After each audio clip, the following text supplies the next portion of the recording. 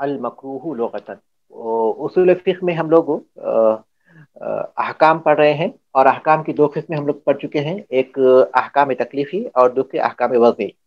تو احکام تکلیفی کی اقسام ہم پڑھ رہے ہیں، اس کے بعد احکام وضعی کی اقسام آئیں گی۔ احکام تکلیفی کے احکام میں ہم لوگ پڑھ چکے ہیں الواجب، اور دوسرا ہم لوگ پڑھ چکے ہیں المندوب، تیسرا ہم لوگ پڑھ چکے ہیں المحرم، اور چوتھا ہم لوگ پڑھ رہے ہیں المکروہ۔ چوتھا ہم لوگ پڑھ رہے ہیں المکروہ، اس کے بعد ہوگا المباح۔ تو یہ المکروہ یہ چوتھی قسم ہے۔ کس کی چوتھی قسم ہے؟ احکام تکلیفیہ کی، احکام تکلیفیہ کی چوتھی قسم ہے۔ والمکروہ لغتاً المبغض، مکروہ کے لغوی معنی ہیں ناپسندیدہ۔ یہ مکروہ کریہا کا اس میں مفعول ہے، کریہا کا اس میں مفعول ہے۔ ولیکن کرہ اللہ، ولیکن کرہ اللہ بعثہم فثبتہم، لیکن اللہ تبارک و تعالیٰ نے ان کے اٹھنے کو، ان کے جانے کو ناپسند کیا، اس لیے اللہ تبارک و تعالیٰ نے ان کو بیٹھے ہوئے چھوڑے رکھا، یعنی ان کا ذکر کیا اللہ تبارک و تعالیٰ نے۔ جو لوگ منافقین تبوک کے موقع پر شریک نہیں ہوئے تھے، بلکہ وہ لوگ پیچھے رہ گئے تھے، تو اللہ تبارک و تعالیٰ نے کہا کہ ولیکن کرہ اللہ بعثہم، اللہ تبارک و تعالیٰ نے ان کے اٹھنے کے، ان کے جانے کو ناپسند کیا۔ تو کریہا وہاں ناپسند کرنے کے معنی میں ہے۔ اس کے بعد اللہ تبارک تعالیٰ نے کہا کہ یہ فثبتہم، اللہ تبارک تعالیٰ نے ان کو بٹھائے رکھا۔ تو وہاں جو کریہا جو ہے وہ اسی معنی میں استعمال ہوا ہے۔ اس کے بعد اسی طرح سورہ حجرات کی وہ آیت ہے، دیکھیے، جس میں اللہ تبارک تعالیٰ نے کہا کہ وہ زینوا فی قلوبکم وکرہ الیکم الکفر والفسوق ولکن حبب الیکم الایمان وزینہ فی قلوبکم، اللہ تبارک و تعالیٰ نے محبوب کر دیا تمہارے دلوں میں ایمان کو، اور اسے پسندیدہ کر دیا، اسے زیب و زینت والا کر دیا، حسن والا کر دیا تمہارے دلوں میں۔ وکرہ الیکم الکفر والفسوق والعصیان، اور کفر اور فسوق اور نافرمانی کو تمہارے لیے ناپسند بنا دیا۔ تو یہاں حببہ کے مقابلے میں کر رہا ہے، تو یہ مکروہ یہ ضد ہے محبوب کی، مکروہ یہ ضد ہے محبوب کی، جیسا کہ اس آیت سے معلوم ہوتا ہے۔ تو یہ لغوی معنی ہے، لغوی معنی ناپسندیدہ کے ہیں۔ اور اصطلاحی معنی ہے ما نہا اللہ، ما نہا عنہ الشارع، وہ چیز جس سے شارع نے منع کیا، لا علی وجہ الالزام بالترک، اس کے ترک کو لازمی قرار دیتے ہوئے نہیں، اس کے ترک کو لازمی قرار دیتے ہوئے، لازمی قرار دینے کے طور پر نہیں، یعنی شریعت نے اس چیز سے روکا ہے لیکن اس سے رکنے کو لازمی قرار نہیں دیا، یہ ہے مکروہ۔ کل اخذ بالشمال والاعطاء بها، جیسا کہ بائیں ہاتھ سے کوئی چیز دینا اور لینا، بائیں ہاتھ سے کوئی چیز لینا یا پھر دینا۔ لین دین میں انسان کو دائیں ہاتھ استعمال کرنا چاہیے، لیکن اگر وہ بائیں ہاتھ سے کوئی چیز لیتا ہے یا دیتا ہے تو وہ مکروہ ہے۔ اسی طرح مسجد میں داخل ہونے کے لیے آدمی کو دایاں پاؤں اندر رکھنا چاہیے سب سے پہلے، اور باہر نکلنے کے لیے بایاں پاؤں رکھنا چاہیے۔ لیکن اگر وہ بایاں پاؤں اندر رکھ کر پہلے داخل ہوتا ہے اور پھر دایاں پیر رکھ کر وہ باہر آتا ہے تو وہ مکروہ ہے، تو وہ مکروہ ہے۔ تو مکروہ وہ ہے جسے شریعت نے منع کیا ہے لیکن اس سے رکنے کو لازمی قرار نہیں دیا، جیسے کہ دائیں ہاتھ سے کوئی چیز کا لین دین کرنا۔ یہاں کھانا پینا نہیں ہے، کیونکہ بائیں ہاتھ سے اگر کھائیں گے پیں گے تو وہ حرام ہے، کیونکہ رسول اللہ صلی اللہ علیہ وسلم نے کہا کہ شیطان بائیں ہاتھ سے کھاتا پیتا ہے۔ تو اہل علم کہتے ہیں کہ بائیں ہاتھ سے کھانا پینا تو حرام ہے، یہاں لینے اور دینے کا ذکر ہو رہا ہے تو وہ مکروہ ہے، لینا اور دینا مکروہ ہے، لیکن کھانا اور پینا وہ حرام ہے۔ اسی لیے مؤلف رحمۃ اللہ علیہ نے یہاں جو مثال دی ہے وہ لینے اور دینے کی مثال دی ہے مکروہ میں۔ فخرج یہ بقول، یہ جو لینے اور دینے کی آپ بات کریں شیخ صاحب، یہ نان مسلم کے ساتھ بھی ہم خیال رکھیں گے؟ بلا شبہ کوئی بھی چیز لین دین ہو، کوئی بھی چیز دینا اور لینا ہو تو اس کے لیے، جیسے پیسے آپ دے رہے ہیں یا پھر کوئی نہیں، نان چیز دے رہے مسلم جو غیر مسلم ہوتے ہیں، جیسے ہمارے آفس کے اندر کرسچن لوگ ہوتے ہیں، بعض اوقات ہمیں انہیں کوئی چیز پکڑانی پڑ جاتی ہے تو ہم اس وقت بھی خیال رکھیں گے، کیونکہ بعض بلا اوقات میں شبہ بائیں ہاتھ سے استعمال کر لیتا ہوں۔ دیکھیے یہ ہماری ثقافت ہے نا، یہ ہماری تہذیب ہے، یہ ہمارے وہ حصہ ہے، وہ آداب ہے جو اللہ تبارک نے بتائے ہیں۔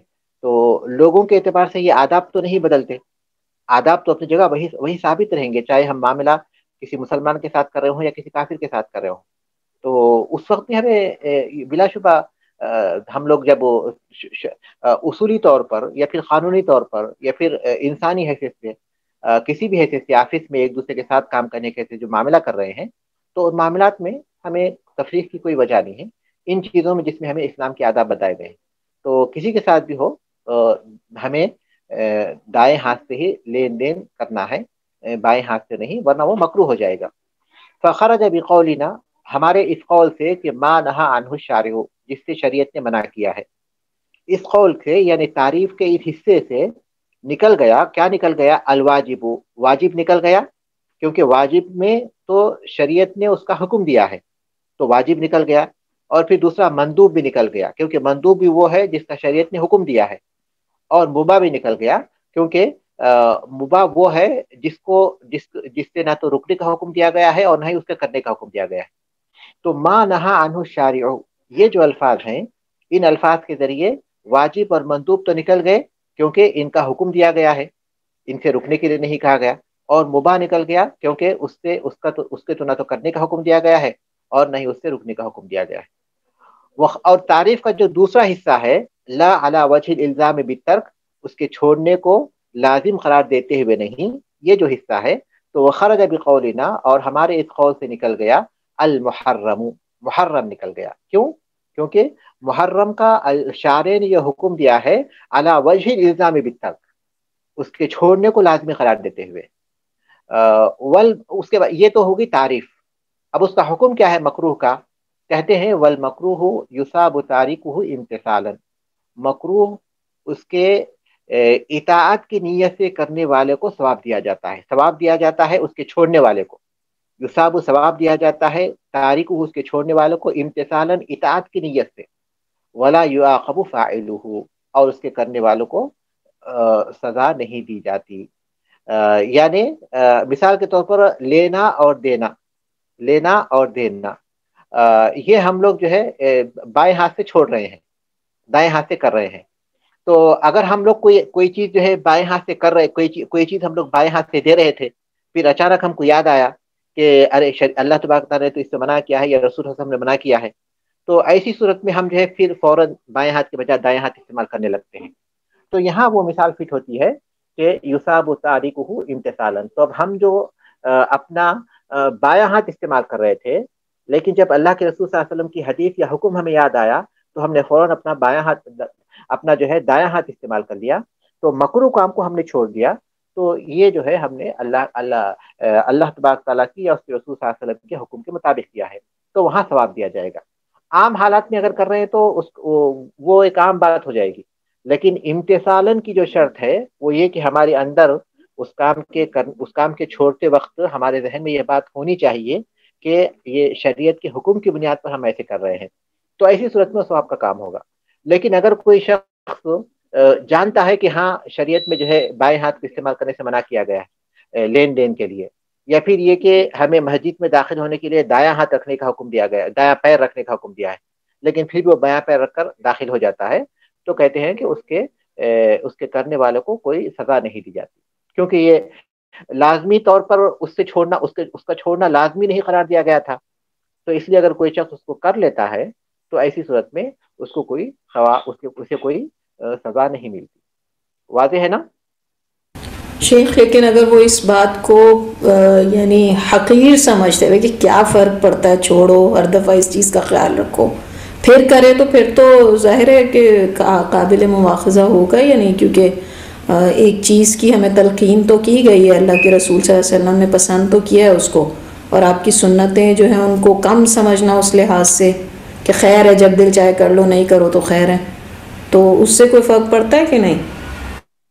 جی ہاں، یہ اصل حکم کے اعتبار سے یہی ہے کہ اطاعت کی نیت سے اسے چھوڑنے والے کو ثواب دیا جاتا ہے اور اس کے کرنے والے کو کوئی سزا نہیں دی جاتی، لیکن دوسرے اعتبار سے وہ ان کی وجہ سے سزا پا سکتا ہے، دوسرے اعتبارات میں سے ایک اعتبار یہ بھی ہوا کہ وہ اس کو حقیر سمجھے، یا سنت کو جو ہے وہ احترام کی نیت سے نہ دیکھے، معمولی سمجھے، تو ایسی صورت میں وہ سنیت کی حقارت کی وجہ سے اس کو سزا مل سکتی ہے. اسی لیے علماء کہتے ہیں کہ مکرو اگرچہ کہ یہ اس کا چھوڑنا واجب نہیں ہے لیکن اس کو معمولی نہیں سمجھنا چاہیے. جیسا کہ صغیرہ گناہ ہے، صغیرہ گناہ اگرچہ کہ چھوٹے گناہ ہیں اور وہ دوسری عبادتوں سے معاف بھی ہوتے رہتے ہیں لیکن پھر بھی انہیں چھوٹے نہیں سمجھنا چاہیے کیونکہ وہ کبیرہ کا سبب بن سکتے ہیں. تو یہ مکروہ جو ہے محرم کا سبب بن سکتا ہے جیسے کہ صغیرہ کبیرہ گناہ کا سبب بن سکتے ہیں. تو آدمی اگر مسلسل مکروہات کو انجام دیتے رہے گا تو جیسے مسلسل صغیرہ کو انجام دیتا رہا، کوئی ایک صغیرہ ہے جس کو بار بار وہ کر رہا ہے، تو جیسے کہ علماء کہتے ہیں کہ کنکریاں جمع ہو کر اس کے بعد وہ ایک پہاڑ بن جاتی ہیں. تو اسی طرح کوئی مکروہ اگر وہ مسلسل کر رہا ہے تو ہو سکتا ہے وہ جمع ہو کر وہ محرم کے درجے میں داخل ہو جائے. یہ ان اعتبارات کے اعتبار سے اس کا اصل حکم اپنی جگہ پر ہے، لیکن دوسرے جو خارجی اعتبارات ہیں ان اعتبارات کے اعتبار سے اس کا حکم بدل سکتا ہے، لیکن اس کا سبب ہوگا وہ خارجی چیزیں جو اس کو متاثر کر دیتی ہیں.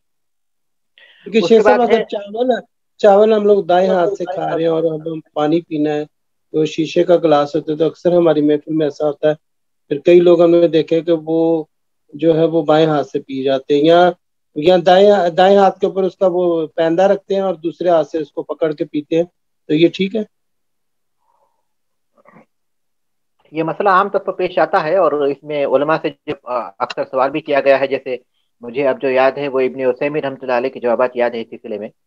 تو وہ تو یہ کہتے ہیں کہ یہ حرام ہے کیونکہ اب یہ مکروہ نہیں رہا. کھانے پینے کی جب بات آ گئی تو وہ حرام ہے، اور حرام کا ارتکاب کوئی معمولی چیز نہیں ہے بلکہ یہ بہت ہی ایسی چیز ہے جو ایک مسلمان کے لیے وہاں چوکن نہ ہونا چاہیے.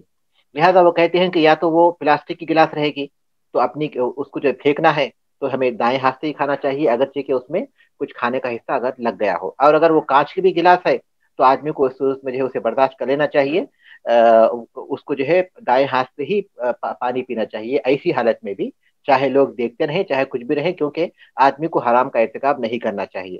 پھر جب ان سے سوال کیا گیا کہ اگر کوئی شخص جو ہے اپنا بائیں ہاتھ میں گلاس پکڑتا ہے اور دائیں ہاتھ نیچے اس کو ٹیک دیتا ہے تو کیا اس صورت میں درست ہو سکتا ہے؟ تو انہوں نے جواب دیا کہ اس کی دو صورتیں ہیں. ایک یہ کہ اگر وہ اپنا اس کا ٹیک ایسا ہے کہ اگر وہ اپنا بایاں ہاتھ اگر وہ اپنا دایاں ہاتھ ہٹا لے گا تو وہ گلاس گر جائے گا، یعنی اس گلاس کا پورا دار و مدار اس کے اس دائیں ہاتھ پر ہے جو اس نے ٹیک کے طور پر رکھا ہوا ہے، تو وہ ہٹے گا تو جو ہے گلاس گر جائے گا. تو ایسی صورت میں اس نے گویا دائیں ہاتھ ہی کو استعمال کیا ہے تو اس صورت میں جائز ہے. لیکن اگر وہ صرف برائے نام اپنے دائیں ہاتھ کو ٹیک کے طور پر رکھا ہے، وہ نہ پی رہا ہے، حقیقت میں سارا دار و مدار وہ اپنے لیفٹ ہینڈ پر ہی رکھا ہے، تو ایسی صورت میں اس پر یہ حکم ہوگا کہ اس نے بائیں ہاتھ سے پیا ہے. تو اس وقت اعتبار کس چیز کا ہوگا؟ اعتبار اس چیز کا ہوگا کہ کتنا دار و مدار اس کے دائیں ہاتھ پر ہے اور کتنا دار و مدار اس کے بائیں ہاتھ پر ہے. یہ ان کے جوابات تھے. شیخ ٹیشو یوز کر سکتے ہیں نا، اس پہ ٹیشو رکھ لیں اگر گلاس پہ تو گندا بھی نہیں ہوگا، رول کر لیں. بالکل. اصل میں ایک ماحول کو اگر ہم بنائیں گے تو لوگوں کو بھی احساس ہو جائے گا کہ ہاں یہ انہوں نے کیا تھا، یہ اس وجہ سے کیا تھا، تو لوگوں کو پتا چلے گا کہ ہاں یہ چیز حرام تھی اور پھر اس کا ہمیں اس طرح کا اہتمام کرنا چاہیے. لیکن چونکہ عام طور پر لوگ اس کا اہتمام نہیں کرتے یہ تمام باتوں کو سوچتے ہوئے، تو اس لیے وہ چیزیں ویسی ہی رہ جاتی ہیں. والمباح لغتاً المعلن والمأذون فیہ، مباح کے لغوی معنی ہیں جس کا اعلان کیا گیا ہو اور جس کی اجازت دی گئی ہو، اس کے کرنے کی اجازت دی گئی ہو، جس کی اجازت دی گئی ہو. ابحت لک ھذا الشیء کے معنی ہے اس چیز کی میں آپ کو اجازت دے رہا ہوں. ابحت لک الطعام، یہ کھانے میں نے آپ کے لیے مباح کیا تو مطلب یہ کہ میں نے آپ کو یہ کھانا کھانے کی اجازت دے دی. یہ اس کے ورڈ میننگ ہے. مباح کے لغوی معنی ہیں المعلن، وہ جس کا اعلان کیا گیا ہو، والمأذون فیہ، اور وہ جس کی اجازت دی گئی ہو. واصطلاحاً، اور اصطلاحی معنی ہے ما لا يتعلق به امر، اس سے کوئی حکم متعلق نہ ہو، ولا نہی، اور کوئی نہیں متعلق نہ ہو، اس سے کوئی حکم یا نہیں متعلق نہ ہو، لذات ہی، اصل کے اعتبار سے یا اس کی ذات کے اعتبار سے. کل اکل فی رمضان لیلاً، مثال کے ذریعے آپ پر ایک چیز زیادہ واضح ہو جائے گی. جیسے کہ رمضان میں کھانا پینا، رمضان کی راتوں میں کھانا، رمضان کے ساتھ خاص کیے بغیر ہم یہ سمجھیں جیسے کہ کھانا ہے، جیسے کہ پینا ہے، جیسے کہ سونا ہے، جیسے کہ بیٹھنا ہے، جیسے کہ چلنا ہے، جیسا کہ نہانا ہے، یہ تمام چیزیں مباح ہیں. یعنی فی ذات ہی ہمیں حکم نہیں دیا گیا کہ تم کھاؤ، یا پھر فی ذاتی حکم نہیں دیا گیا کہ تم سو، فی ذاتی نہیں کہا گیا کہ تم کو جو گرمی ہو جائے تو نہاؤ، یا پسینہ ہو جائے تو نہاؤ. تو یہ اصل کے اعتبار سے یہ ہمارے لیے مباح ہے. ہم ٹھنڈک کے لیے نہائیں، یا پھر جو ہے گرمی دور کرنے کے لیے نہائیں، یا پسینہ دور کرنے کے لیے نہائیں، یا پھر فلاں فلاں چیز کھائیں جو اللہ نے حلال کی ہیں، یا پھر جو ہے پہنے. تو یہ مباح ہے جس سے امر اور نہیں متعلق نہیں ہے. اس اصل کے اعتبار سے، ذات کے اعتبار سے امر اور نہیں متعلق نہیں ہے. ذات ہی کا جو قید مؤلف رحمۃ اللہ لگائی ہے، اس کی وجہ یہ ہے کہ اصل کے علاوہ جو دوسرے بعض اعتبارات ہیں، اس اعتبارات کے اعتبار سے اس سے نہیں یا پھر امر متعلق ہو سکتا ہے. اصل کے اعتبار سے تو اس سے امر اور نہیں متعلق نہیں ہے، لیکن دوسرے کچھ اعتبارات کی وجہ سے جب وہ کسی چیز کا وسیلہ ہوگا تو اس وقت اس سے کوئی امر یا نہیں متعلق ہو سکتا ہے. مثال کے طور پر پانی ہے، پانی انسان خریدتا ہے. پانی کا خریدنا یہ بیع و شراء ہے، اللہ تعالیٰ نے مباح کیا ہے. بیع و شراء کا جو اصل حکم ہے اس کی ذات کے اعتبار سے کیا ہے؟ وہ مباح ہے، وہ مباح ہے. لیکن اگر نماز کا وقت ہو جائے اور میرے پاس پانی نہ ہو، اور پانی خریدنے کے سوا میرے پاس کوئی راستہ نہ ہو، اور میرے پاس پانی خریدنے کے پیسے بھی ہوں، تو ایسی صورت میں اب یہ پانی خریدنا چونکہ ایک واجب کو ادا کرنے کا وسیلہ بن گیا، تو ایسی صورت میں پانی خریدنا بھی واجب ہو گیا. اصل کے اعتبار سے پانی خریدنا یہ بیع و شراء اصل کے اعتبار سے تو مباح ہے، لیکن چونکہ اب ایک واجب کو ادا کرنے کا وسیلہ بن گیا ہے، تو اس لیے اب اس کا حکم کیا ہو جائے گا؟ واجب ہو جائے گا. کیونکہ جب وہ کسی واجب کا وسیلہ بن گیا تو واجب بن گیا. اسی طرح مثال کے طور پر مسواک ہے. آدمی مسواک کو خریدتا ہے، خرید و فروخت اصل کے اعتبار سے مباح ہے، لیکن آدمی مسواک خریدتا ہے چونکہ احادیث میں اس کی تاکید کی گئی ہے، تو پھر وہ مسواک خریدنا اب اس کے لیے مباح ہو گیا. آدمی کا اصل کے اعتبار سے تو بیع و شراء کا حکم اصل کے اعتبار سے تو وہ مباح ہے، لیکن جب وہ مسواک خریدنے کا وسیلہ بن رہا ہے تو ایسی صورت میں وہ کیا ہو گیا؟ ایسی صورت میں وہ یقینی طور پر وہ ہمارے لیے مستحب ہو گیا. تو سفر کرنا ہے، سفر کرنا آدمی کے لیے مباح ہے. آدمی سفر کرے، اس شہر سے اس شہر کو جائے، لیکن آدمی جا رہا ہے اس سفر تاکہ وہاں گناہوں کو ارتکاب کرنا آسان ہو جاتا ہے اس کے لیے. چوری کرنے جا رہا ہے مثال کے طور پر، یا کچھ گناہوں کو انجام دینے جا رہا ہے، تو اب وہ سفر چونکہ وسیلہ بن گیا، سفر اصل میں تو مباح تھا لیکن چونکہ اب محرم کا وسیلہ بن گیا تو اس لیے وہ حرام ہو گیا. تو یہ مقصد ہے لذات ہی لانے کا. لذاتی کا مطلب یہ کہ اس اصل کام کے اعتبار سے، اپنی ذات کے اعتبار سے، یعنی اس اصل کام کے اعتبار سے وہ حقیقت میں مباح ہے. لیکن دوسرے جو اعتبارات ہیں، جب وہ وسیلہ بن جاتا ہے کسی واجب کا، مباح جب کسی واجب کا وسیلہ بنتا ہے تو وہ بھی واجب ہو جاتا ہے. جب کسی مستحب کا وسیلہ بنتا ہے تو وہ مستحب ہوتا ہے. جب کسی محرم کا وسیلہ بنتا ہے تو وہ حرام ہو جاتا ہے. تو وہی کہتے ہیں شیخ صاحب ابھی آپ نے پانی کی مثال دی تھی، وہ مجھے سمجھ نہیں آئی. آپ نے کہا پانی کی، وہ دوبارہ سے بتائیں گے آپ؟ پانی مثال کے طور پر خرید و فروخت کرنا، بنیادی طور پر خرید و فروخت کرنا بنیادی طور پر یہ مباح ہے یا کوئی اور چیز ہے؟ یہ مباح ہے. مباح ہے، ٹھیک ہے. اگر نماز کا وقت ہو جائے اور آپ کے پاس جو ہے پانی نہ ہو، اور آپ کے پاس پانی خریدنے کے لیے کوئی چارہ کار نہیں ہے، آپ کو پانی خریدنا ہی ہوگا ایسی صورت میں، تو ایسی صورت میں اب جو چیز خرید و فروخت آپ کے لیے مباح تھی، اب یہاں پانی خریدنا آپ کے لیے کیا ہو گیا؟ سر اگر پانی کی اتنی ضرورت ہے بہت زیادہ اور آپ پہ فرض نماز کا ٹائم آ گیا، تو میرے خیال میں مطلب آپ کی مطلب زندگی کے لیے مطلب ضروری ہے، تو اس وقت تو میرے خیال میں پانی نہیں خریدیں گے. شیخ صاحب یہ واجب ہو گیا نا، پھر لازمی طور پر واجب ہوگا نا، کیونکہ آپ کو وضو کرنا ہے. وضو کرنے کے لیے آپ کو جو پانی چاہیے، اور پانی آپ کے پاس خریدنے کے سوا کوئی راستہ نہیں ہے، تو آپ کو جو ہے ما لا یتم الواجب الا به فهو واجب. اصول فقہ کا قاعدہ ہے کہ جس چیز کے بغیر واجب پورا نہیں ہوتا تو وہ بھی واجب بن جاتا ہے. تو اب یہاں خرید و فروخت جو کہ مباح تھا، اب چونکہ ایک واجب کو ادا کرنے کا وسیلہ بن گیا تو اس لیے وہ واجب بن گیا. اچھا وضو یعنی کہ نماز کے، ٹھیک میں سمجھ گئی. یعنی وضو کے لیے ضروری تھا تو اس وجہ سے ہم نے پانی کو، تو وہ واجب کی شکل اختیار کر دیا. ٹھیک ہے. تو یہاں ہم لوگ رک جائیں گے. سبحانک اللہم و بحمدک، اشہد ان لا الہ الا انت، استغفرک و اتوب الیک.